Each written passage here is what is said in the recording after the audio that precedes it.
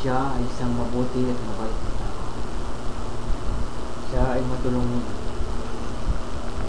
Hindi siya nag-aalinlangang tumulong sa mga nangangailangan.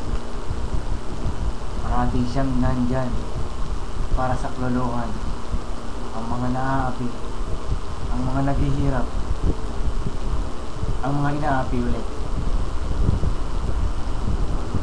Sa pagkakataong ito, sa kanyang paghimlay,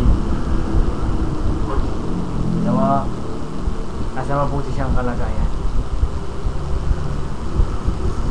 Marami siyang nagawa sa kanyang buhay. Tinulugan kami at mukhang hindi na siya ginising magmuli. Tumatay.